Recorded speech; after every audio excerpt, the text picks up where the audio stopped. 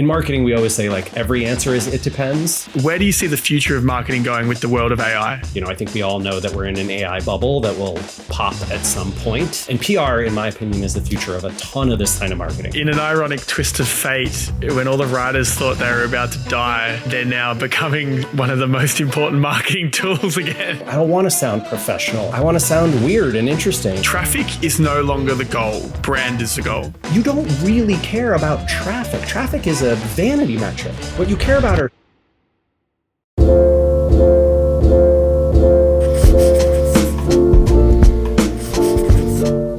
Welcome to That One Time with Adam Metwally, the podcast bridging the gap between health, hustle, and happiness. I'm with entrepreneur and co-founder of Moz, Spark Toro, Snack Bar Studios, and Alert Mouse, Rand Fishkin. Hi, Rand.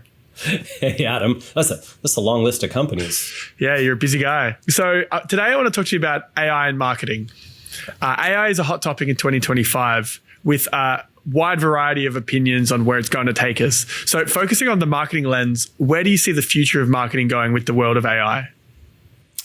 I think AI for marketers will be a tool that many of us use by choice or by force. My hope is that the applications continue to improve. I suspect that will happen. I also, I think we all know that we're in an AI bubble that will pop at some point, and that the backlash to whatever it is will eventually lead to, just as the internet did, lots of smart use case adoptions that are driven by value and not hype. That's how almost all these cycles go. But in terms of marketing being changed by AI, I think most of the change has already happened. And that is because, you can sort of see the advancement of the models has slowed considerably. Unless there's like a big AGI breakthrough, which I don't think anyone's expecting right now, we are almost certainly at a point where algorithms like Google's or YouTube's or Reddit's or TikTok's, they're already very much powered by AI. Results inside of ChatGPT and the other AI tools, or search engines like Google and Bing, they're already powered by AI. The AI is in your email, it's in your social media, it's in your browser. It's just there, right? Because sometimes knowing which words come frequently after other words is really useful. And people have found lots of applications for those. And a lot of people have jammed them in where they don't belong. So that's my rough take on the space. What do you think will cause the AI bubble to pop? Like what are you looking for to know that it's starting to fall apart? I mean, if I knew that, I would short the stocks on the right day and be a billionaire. Yeah. No, I think we will see it first in in fallout from AI investment. So essentially, big venture funds, public stock markets, big companies will do a big pullback on their spending, just as right now, right? And especially over the last 2-3 years, they've all gone crazy over the top in terms of investment. I was talking to some friends from several big companies, Amazon, Google, Microsoft, and they basically said, all of our projects, all of our budgets on stuff that we know our customers want got cut. All of our teams got cut. Unless we can tell our boss's boss's boss that we're using AI. And then it gets approved. Like instantly approved, no questions asked. Like, wait. You were solving this problem for customers that they really needed? No, you don't get to do that anymore. Oh, you're using AI? You get money. It's ridiculous, right? And so you get this just AI-shaped, warped world because of internal politics and priorities. And yeah, man,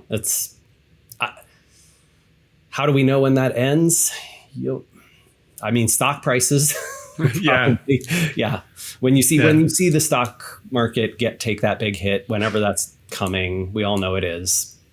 That's when. So I have followed Jeff Bezos's shareholder letters. I've read those, and there's one that sticks out to me, which is just after the .com crash, where he just says, we just lost 90% of our value, but at the same time, our company has gone up with the intrinsic metrics significantly. So that's the one thing that I'm looking for now. Yeah. What happens if something uncouples from the stock price, but the company underlying it is still going really well? I'm going to buy a lot, because what happened afterwards, 10 years later, 15 years later, it was a no-brainer. This is why everyone who says, I should really get into day trading and playing the stock market, 99.999% of those people are going to lose a lot of money. And almost everyone who's like, I'm not going to play the stock market at all, but I am going to buy some index funds and just put my money to work there and leave it for 25 years, they almost all make money. So short-term thinking gets you almost always short-term results. You know what the frustrating part is, Adam? That the thing that sucks is the people who get attention and the people who get coverage and the people who, have like big TikTok channels or have viral posts on our stocks on Reddit, they're the 0.001% who got really lucky, right? Not smart, like lucky. You can pick your smartest, stock investors, meme stock investors the last 10 years. They have all been wrong 10 times for every one time they made a bunch. But you only need to be right once. That's the thing with these. Yeah, you're right once, you get famous for it. And that example gets passed around, and then people jump on board with that concept. Like, oh man, this must be a get rich quick scheme. Like, surely I can do that, right? It's the same as the like Old West wagons with the guy selling the tonic that'll, cure everything that ails you. What's the difference between that and the entrepreneurial spirit in America, though, that is fail until one time where it actually works and then it works big? Similar attitude. Yeah, interesting. I don't see those as necessarily being connected. I think entrepreneurial attitude of, hey, I'm confident that there's people who want this product. I am going to attempt to make that product and then market it and sell it. And you know what? Oh, there wasn't as much demand for that product as I thought. So I'm going to try again because I, sort of figured it out. I think that's very, very different from chasing a meme stock or cryptocurrency or selling snake oil. Like the two things are almost entirely orthogonal. Fair enough. You've coined the term zero-click world, which I had not heard of until I dug into you. What does that mean, and what are the implications of somebody who's looking to build a business? Yeah. So my colleague at SparkToro, Amanda Natividad, basically coined the term zero-click content and zero-click marketing. She was the one who recognized that the world of zero-click search, which I had been writing about for years, and I'm sure which you're familiar with, right? 2005, you search Google, you click on a bunch of results. 2010, sometimes Google just gives you the answer right at the top. 2025, Google 2/3 of the time gives you the answer right at the top. You don't have to click anything. So we're in this world of zero-click search. And Amanda realized, that applies to everything. That's true in email. It's true in content. It's true in social media. You're browsing Reddit. You don't want to click links that take you off of Reddit. You go to the comments maybe of an article, then you go back to the story, you watch a video on there, you see some images, you keep scrolling. Instagram keeps you on Instagram. Facebook keeps you on Facebook. LinkedIn keeps you on LinkedIn. Right? All these platforms work really hard these days to make it a zero-click world. That is fundamentally different from the first 25 years of how the internet worked and how digital marketing worked. And unfortunately, a lot of marketers and execs just don't recognize this new reality. What are the consequences of that? The big one is that, there's sort of macro consequences for like the environment and the world, but there's also consequences for individual businesses like yours and mine. Yeah, let's explore individually. Yeah. So, let's say, for example, that you want to promote this podcast. Like you'd like to get the word out about it.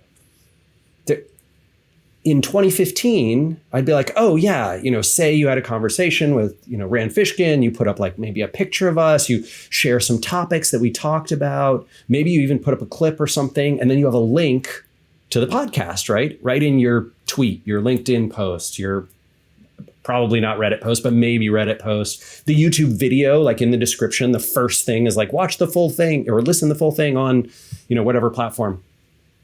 In 2025, the thing to do is to put a label that's like, oh, here's the name of my podcast. Here's my guest. Here's what we're talking about. Here's a short, pithy 30 to 90 second clip, which I know you make lots of. I'm going to put that as native content on these platforms for people to consume. And if they want more, they'll go find and figure it out. I'm not going to even put a link in there. When I build my email list, I'm going to put the episode and the show notes directly into the email.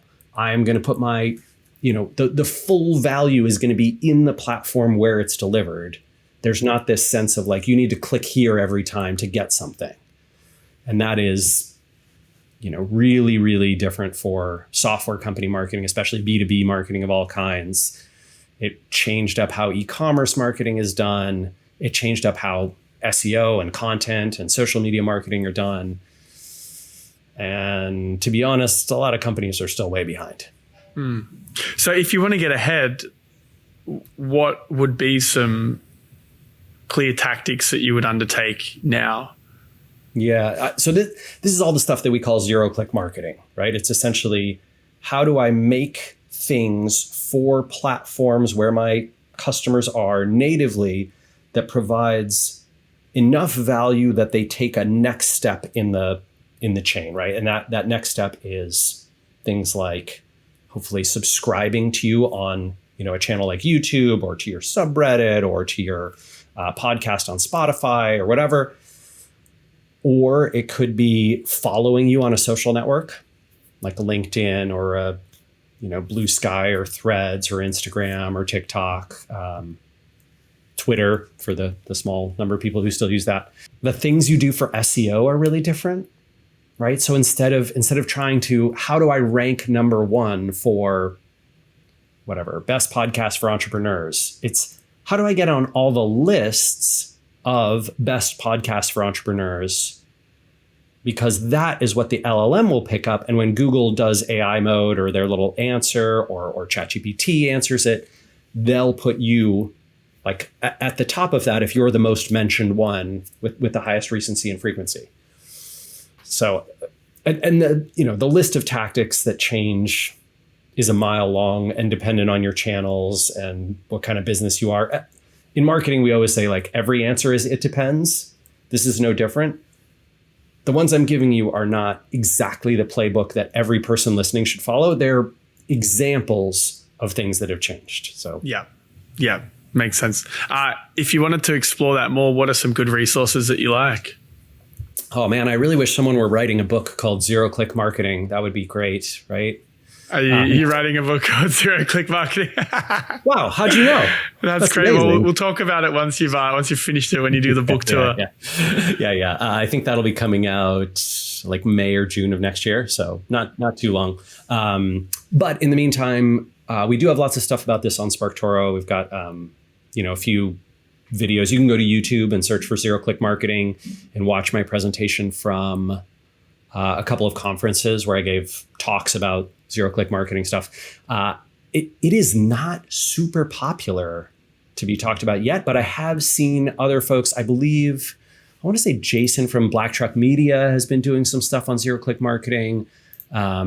You can see some good work from Will Reynolds and the team at Seer Interactive talking about Zero Click Marketing, what they've done, where they've had success. So it's starting to get there in the marketing and agency world. I suspect more conferences and events will start to have things about this because it's not like a theory. This is just the reality we're living in, right? Anyone can look at traffic sources over the last 10 years and see the massive decline. Well, so I've got two. Let's explore this specifically. So I've got two different businesses. I've got a content agency and I've got the podcast. So if you were consulting me on building the content agency's marketing using zero-click marketing as a priority, what would that look like?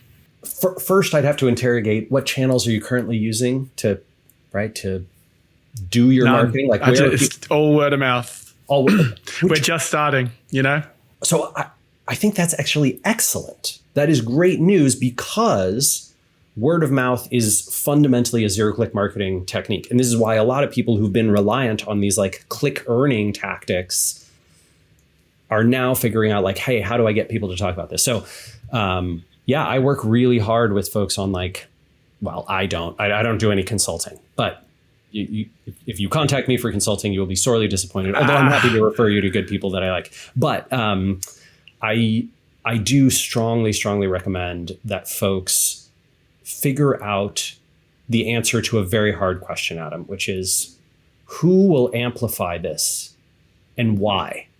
And I don't mean, a generic answer like, oh, well, other entrepreneurs who find the content compelling. That is not a good answer.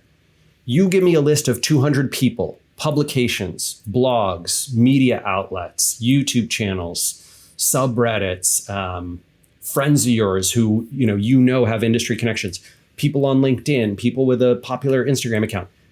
Give me those sources of influence that are going to amplify this thing, and tell me why.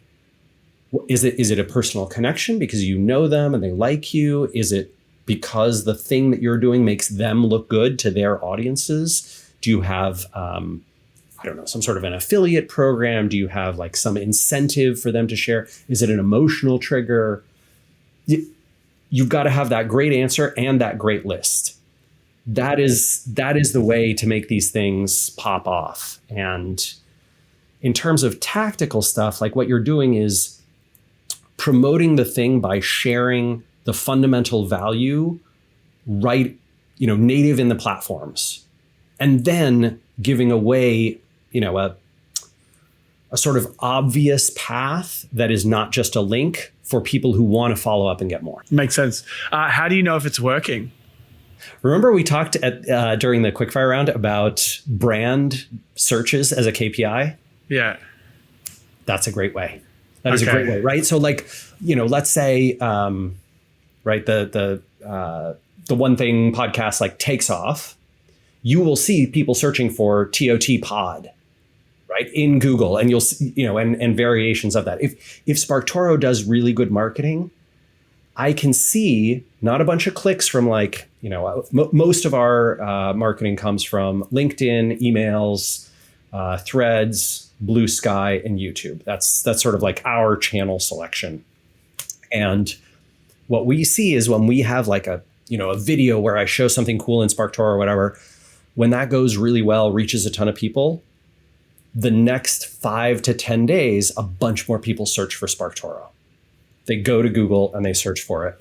You know what the terrible thing about that is? In the old world, a CEO would be very tempted to be like, we should put more money into Google, right? Like, let's go spend more on Google advertising, which is the dumbest takeaway ever. Google they don't deserve credit for any brand search they've ever sent anyone, but they take credit for all of them. Well, they take credit for all the competitors jumping on the top. In my view, there's not much different about that and like, Tony Soprano and his goons being like, whoa, that's a nice business you got there. It would be a shame if we were to promote all of your competitors right in front of your store. What's the difference? You did a pretty good accent there. Well done. I was technically born in New Jersey, so it feels natural. I like it.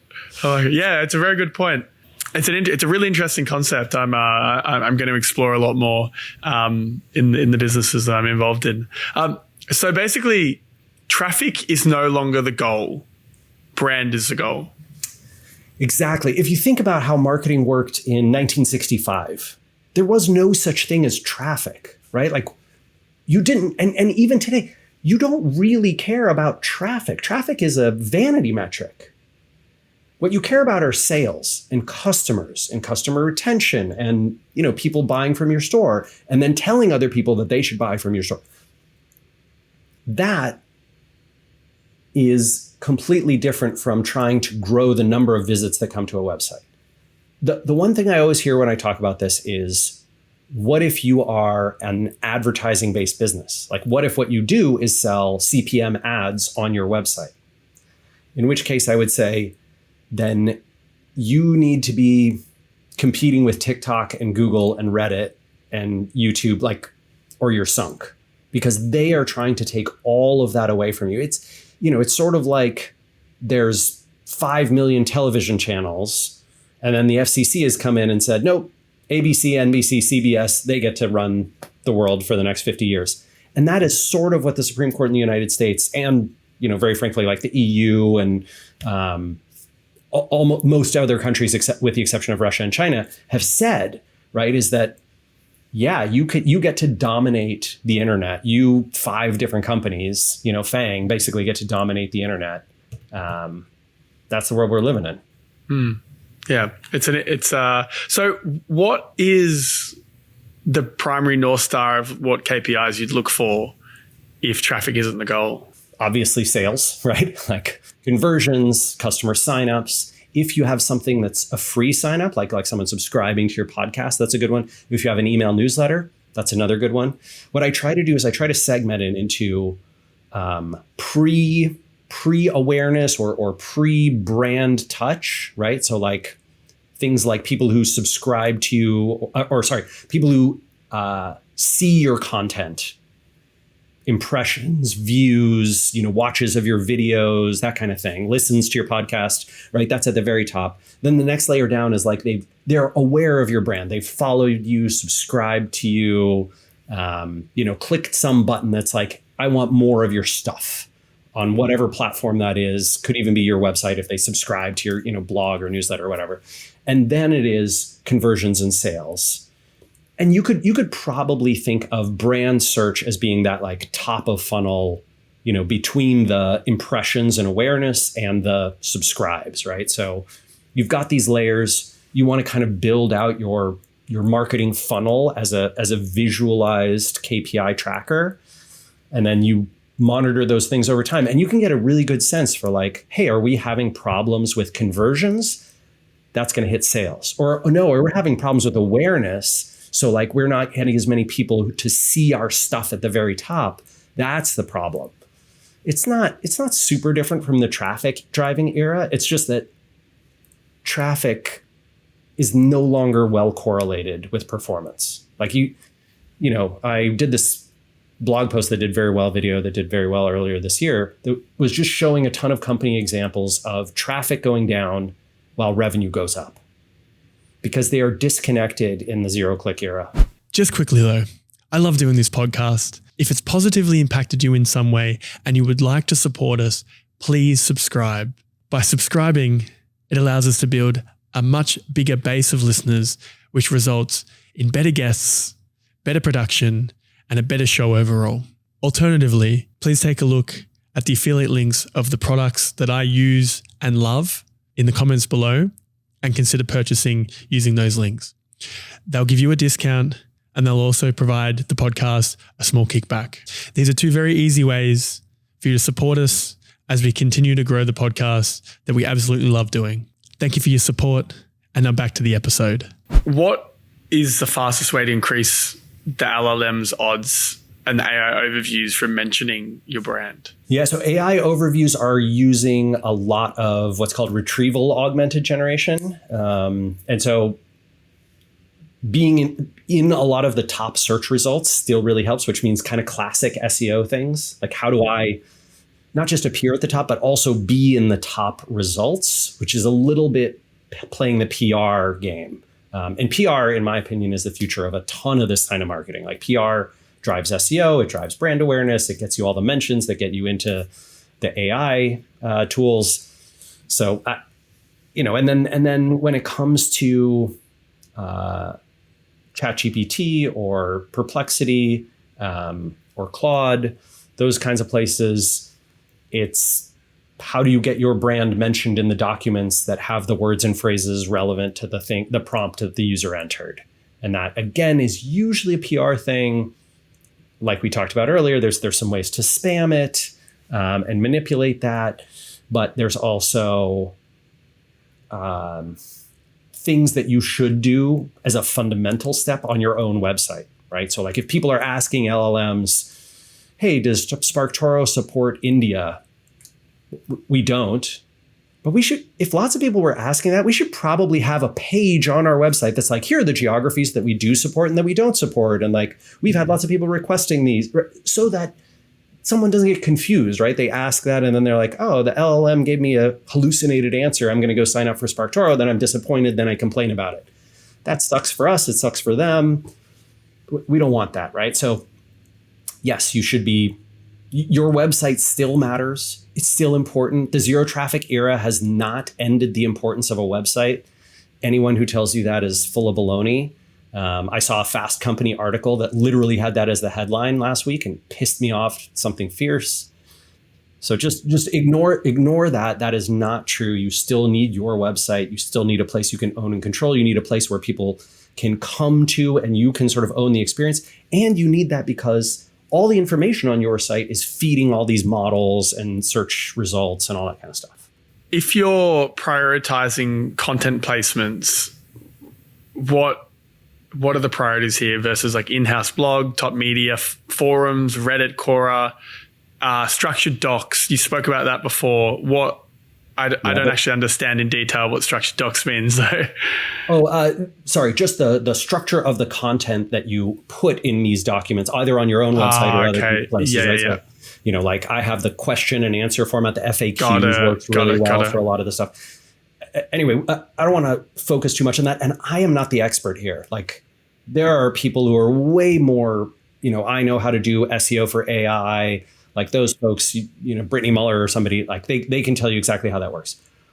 What I can tell you is there's sort of two things you might care about. So if what you are aiming for is I want to influence people, which will then influence sort of everything else, you're looking for the places your audience pays attention, right? And so that is somewhat self-serving, right? But that's like what tools like SparkToro show you. You do audience research, you describe your audience to us, and then the tool comes back and is like, okay, they participate in these channels, they pay attention to these social accounts or YouTube channels or subreddits or whatever, right? So like that list. SimilarWeb has some tools that can help you do this. You could custom buy the data from a clickstream provider. To be honest, there's not a ton of people in audience research software. So we're a little bit on our own there. The second one is if you are exclusively, like you don't care about influencing real human beings, you just want the LLMs to pick you up, then you don't care. You don't care who cares if your audience reads the New York Times sports section? If the New York Times sports section writes about you, the LLM will pick that up, right?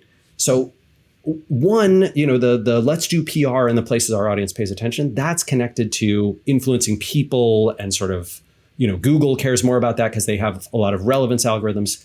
But if you just want the LLMs to pick you up, any document on virtually any website will help you, which is why you see a lot of spam in subreddits no one subscribes to, or YouTube channels with 2 views or that kind of thing. Got it. So wrapping this part up, what do you think is the most undervalued approach right now for marketing in this space?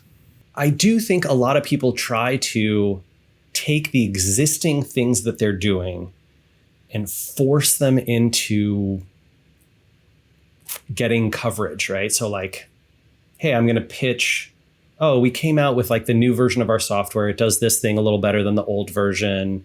Customers are going to like this new feature.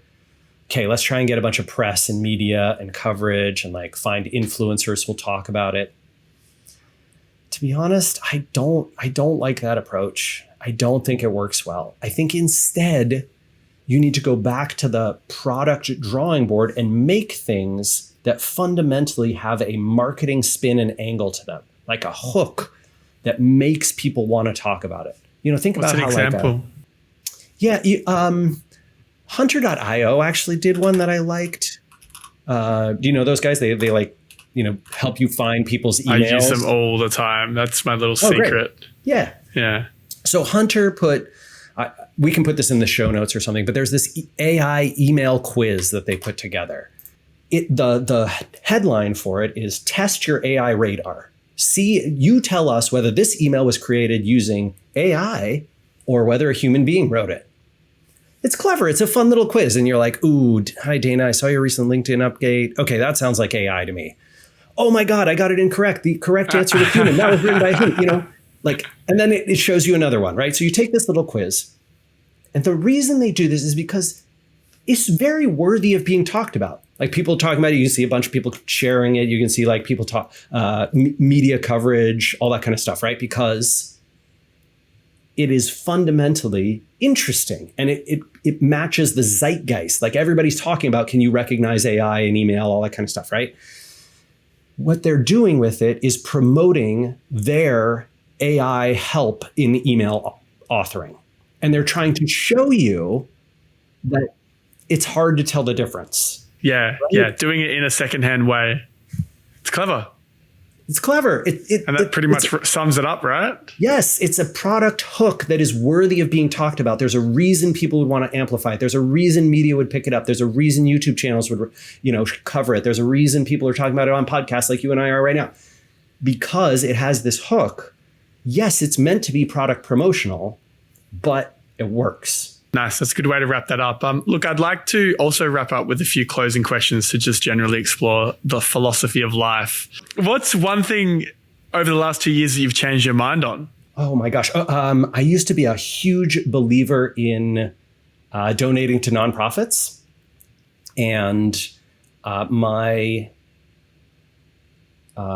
reading and studying of that field, especially because, my old company sold and like we got some money. And so we started doing some charitable giving and that kind of stuff. And the more I dig into it, the more I think you need to be nearly a professional analyst to give money to charities in an effective way.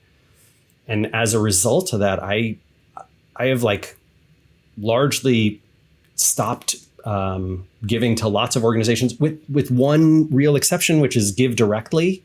They're just they're just an organization that gives money directly to people without means, mostly in South America, Central America, Africa, some parts of rural Asia. They started a program here in the United States because there's lots of people who need it. But and they have like a very research-driven methodology around how effective they are. So yeah, effective altruism is hard. Yeah, I think I prefer to give really hyper locally if I'm going to give.